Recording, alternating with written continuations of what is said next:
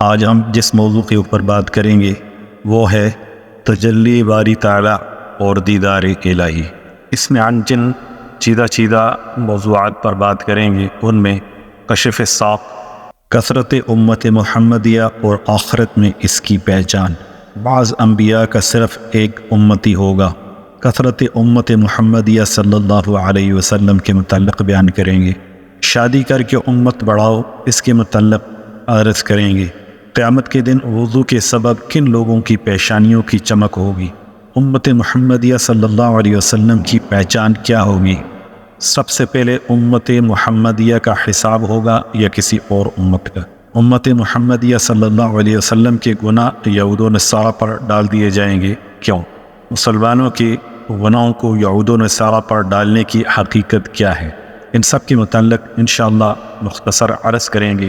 اس سے پہلے اگر آپ نے اس ویڈیو کو اور اس چینل کو سبسکرائب نہیں کیا تو پلیز اس کو سبسکرائب کر دیں، اور اگر ویڈیو اچھی لگے تو کمنٹس کریں، شیئر کریں دوستوں کے ساتھ، اور بیل کا بٹن پریس کر دیں تاکہ اس قسم کی مزید ویڈیوز آپ تک بر وقت پہنچ سکیں۔ تو چلیں شروع کرتے ہیں۔ سب سے پہلے تجلی باری تعالیٰ کے متعلق بات کرتے ہیں۔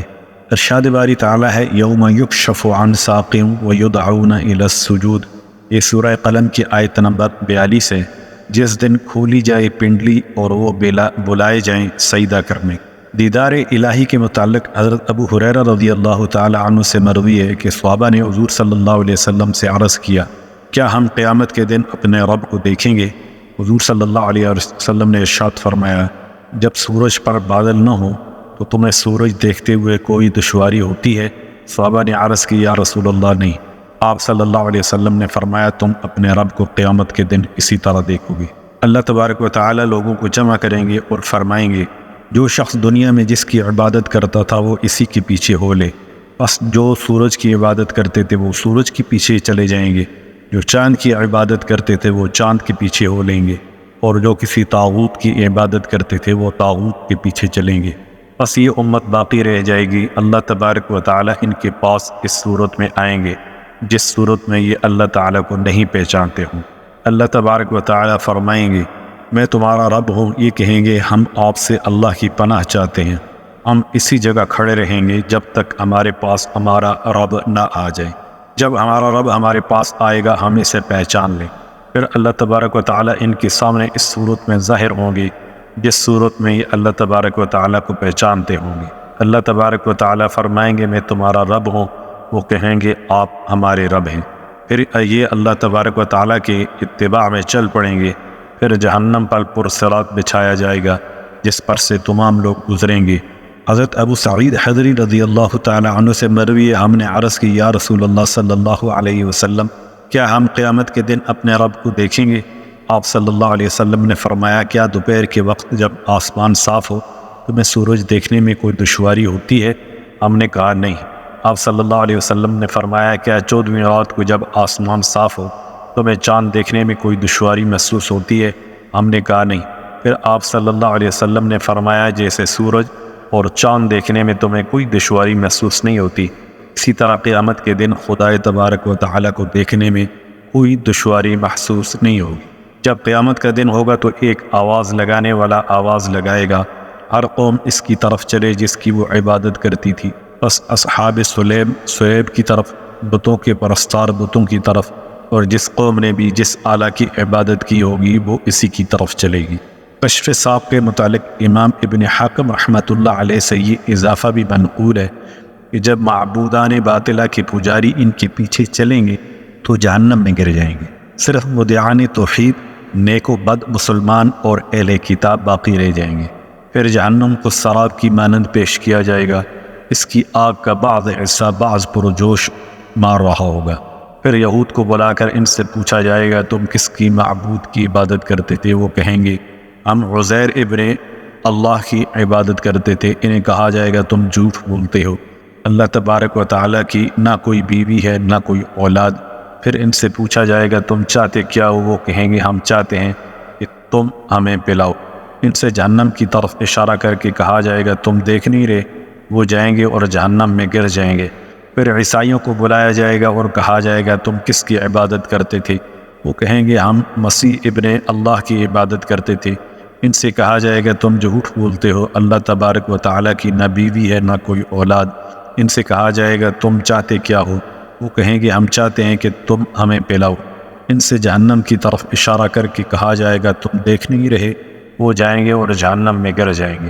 پھر صرف اللہ واحد کی عبادت کرنے والے نیک و بد مسلمان باقی رہ جائیں گے۔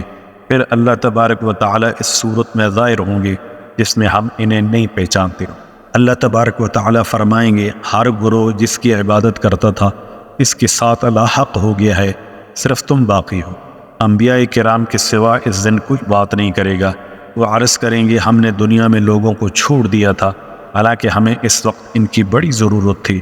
ہر قوم اپنے معبود کے ساتھ چلی گئی ہے جبکہ ہم اپنے رب کا جس کی ہم عبادت کرتے تھے انتظار کر رہے ہیں۔ اللہ تبارک و تعالیٰ فرمائیں گے میں تمہارا رب ہوں۔ لوگ کہیں گے ہم آپ سے اللہ کی پناہ چاہتے ہیں۔ اللہ تبارک و تعالیٰ فرمائیں گے کہ کیا تمہارے اور تمہارے رب کے درمیان کوئی نشانی تھی جس سے تم پہچان لوگے؟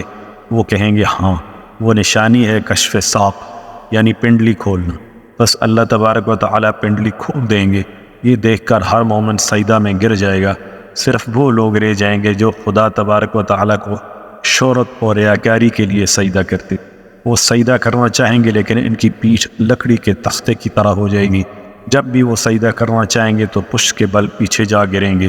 پھر اللہ تبارک و تعالیٰ مومنین کو حکم فرمائیں گے کہ سجدے سے سر اٹھا لیں۔ مومنین سجدہ سے سر اٹھائیں گے۔ اللہ تبارک و تعالیٰ اس صورت میں دیکھیں گے جس میں انہیں پہچانتے ہوں گے۔ اللہ تبارک و تعالیٰ فرمائیں گے میں تمہارا رب ہوں۔ مومنین کہیں گے جی ہاں آپ ہمارے رب ہیں۔ اسی طرح 3 بار کہا جائے گا۔ پھر جہنم پر پل بچھایا جائے گا۔ کثرت امت محمدیہ صلی اللہ علیہ وسلم اور آخرت میں اس کی پہچان کیا ہوگی؟ بعض انبیاء کا صرف ایک امتی ہوگا۔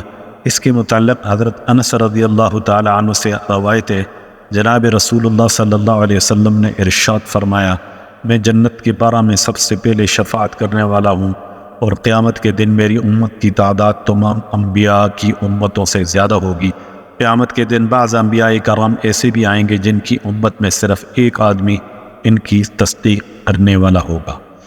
کثرت امت محمدیہ صلی اللہ علیہ وسلم سے متعلق حضرت ابو مالک اشعری رضی اللہ تعالی عنہ روایت کرتے ہیں، جناب رسول اللہ صلی اللہ علیہ وسلم نے ارشاد فرمایا مجھے اس ذات کی قسم جس کی قبضے میں میری جان ہے، قیامت کے دن اللہ تعالیٰ کالی سیاہ رات کی طرح تم میں سے ایک جماعت کو جنت میں داخل کرے گا جو زمین کو گھیرے ہوئے ہوگی۔ فرشتے کہیں گے جنتی امت حضرت محمد صلی اللہ علیہ وسلم کے ساتھ آئی ہے، اتنی کسی بھی نبی کے ساتھ نہیں آئی۔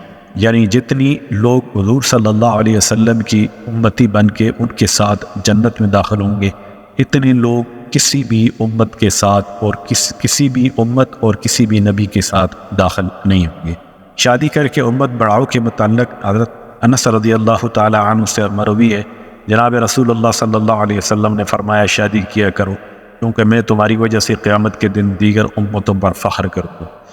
وضو کے سبب پیشانیوں کی چمک کے متعلق حضرت ابو ہریرہ رضی اللہ تعالی عنہ سے مروی ہے، حضور صلی اللہ علیہ وسلم نے ارشاد فرمایا میری امت کو جب قیامت کے دن بلایا جائے گا تو ان کی پیشانیاں وضو کے اثر سے چمک رہی ہوں گی، بس جو شخص اپنی چمک بڑھا سکتا ہے اسے ایسا کرنا چاہیے۔ حضرت ابو ہریرہ رضی اللہ تعالی عنہ سے مروی ہے، صحابہ نے عرض کی یا رسول اللہ آپ صلی اللہ علیہ وسلم اپنی امت میں سے ان لوگوں کو کیسے پہچانیں گے جو بعد میں آئیں گے؟ آپ صلی اللہ علیہ وسلم نے فرمایا تمہارا کیا خیال ہے اگر ایک آدمی کا گھوڑا روشن پیشانی والا ہو تو کیا وہ اسے دیگر گھوڑوں کے درمیان میں نہیں پہچانے گا؟ صحابہ نے عرض کی یا رسول اللہ کیوں نہیں؟ آپ صلی اللہ علیہ وسلم نے فرمایا میری امتیوں کی پیشانیاں وضو کے اثر سے چمک رہی ہوں گی اور میں انہیں حوض کوثر پر ملوں گا۔ امت محمدیہ صلی اللہ علیہ وسلم کی پہچان کے متعلق حضرت ابو درداء رضی اللہ تعالی عنہ سے روایت ہے کہ جناب رسول اللہ صلی اللہ علیہ وسلم نے ارشاد فرمایا میں قیامت کے دن سب سے پہلا فرد ہوں گا جسے سجدہ کی اجازت دی جائے گی، اور میں سب سے پہلے سر اٹھاؤں گا، میں اپنے سامنے دیکھوں گا اور دیگر امتوں میں اپنی امت کو پہچانوں گا، اپنے پیچھے بھی اسی طرح اپنی امت کو پہچانوں گا، اپنی دائیں طرف بھی اور اپنی بائیں طرف۔ ایک صحابی نے عرض کی یا رسول اللہ صلی اللہ علیہ وسلم آپ حضرت نوح کی امت سے لے کر اپنی امت تک کی ساری امتوں کے درمیان سے اپنی امت کو کیسے پہچانیں گے؟ آپ صلی اللہ علیہ وسلم نے ارشاد فرمایا، وضو کے اثر سے ان کے اعضائے وضو چمکتے ہوں گے، اس امت کے سوا اور کسی میں یہ صفت نہ ہوگی، اور میں انہیں پہچان لوں گا کہ انہیں ان کے اعمال نامے دائیں ہاتھ میں دیے جائیں گے، اور اس لیے بھی انہیں پہچان لوں گا کہ ان کی اولاد ان کے آگے آگے چلتی ہو۔ سب سے پہلے امت محمدیہ صلی اللہ علیہ وسلم کا حساب ہوگا۔ اس کے متعلق حضرت ابو ہریرہ اور حضرت حذیفہ رضی اللہ تعالی عنہ سے مروی ہے، حضور صلی اللہ علیہ وسلم نے ارشاد فرمایا، ہم دنیا میں سب سے آخر میں آئے، قیامت میں سب سے پہلے اٹھیں گے اور تمام مخلوقات سے پہلے ہمارا حساب ہوگا۔ امت محمدیہ صلی اللہ علیہ وسلم کے گناہ یہود و نصارہ پر ڈال دیے جائیں گے۔ اس کے متعلق حضرت ابو موسیٰ رضی اللہ تعالی عنہ سے روایت ہے، جناب رسول اللہ صلی اللہ علیہ وسلم نے ارشاد فرمایا، یہ امت قیامت کے دن 3 اقسام پر اٹھائے جائے گی۔ کچھ لوگ بغیر حساب کے جنت میں داخل ہوں گے، کچھ لوگوں کا آسان حساب ہوگا اور وہ جنت میں داخل ہو جائیں گے، اور کچھ لوگ اپنی پشتوں پر بڑے بڑے گڑے ہوئے پہاڑوں جتنے گناہ اٹھائے ہوئے ہوں گے۔ اللہ تعالیٰ فرشتوں سے پوچھیں گے، حالانکہ ان سے بہتر جانتے ہوں گے، یہ کون لوگ ہیں؟ وہ عرض کریں گے، آپ کے بندوں میں سے کچھ بندے ہیں جو آپ کی عبادت کرتے تھے، آپ کے ساتھ کسی کو شریک نہیں کرتے تھے، ان کی پشت پر غلطیاں اور گناہ ہیں۔ اللہ تعالیٰ فرمائیں گے، ان سے ان کے گناہ ہٹا دو اور ان کے گناہوں کو یہود و نصارہ پر ڈال دو اور ان کو میری رحمت سے جنت میں داخل کر دو۔ حضرت ابو موسیٰ رضی اللہ تعالی عنہ سے روایت ہے، حضور صلی اللہ علیہ وسلم نے ارشاد فرمایا، جب اللہ تعالیٰ قیامت کے دن مخلوقات کو جمع کریں گے تو حضرت محمد صلی اللہ علیہ وسلم کی امت کو سجدہ کرنے کی اجازت دیں گے، تو وہ اللہ تعالیٰ کو طویل سجدہ کریں گے۔ پھر ان سے کہا جائے گا، اپنے سر اٹھا لو، ہم نے تمہارے بدلے میں دوسرے لوگوں کو فدیہ بنا دیا ہے۔ حضرت ابو موسیٰ اشعری رضی اللہ تعالی عنہ سے مروی حضور صلی اللہ علیہ وسلم نے فرمایا، قیامت کے دن مسلمانوں میں سے بہت سے لوگ پہاڑوں کے برابر گناہ لے کر آئیں گے، اللہ تعالیٰ ان سے گناہ معاف فرما کر یہودیوں اور عیسائیوں پر ڈال دیں گے۔ مسلمانوں کے گناہوں کو یہود و نصارہ پر ڈالنے کی کیا حقیقت؟ اس کے متعلق حضرت علامہ قرطبی رحمۃ اللہ علیہ تحریر فرماتے ہیں کہ یہ احادیث اپنے عموم پر نہیں ہیں، بلکہ ان احادیث میں وہ گناہگار مراد ہیں جن پر اللہ تبارک و تعالیٰ اپنا خاص فضل فرمائیں گے اور ان کا جہنم کا ٹھکانہ کفار کو دے دیں۔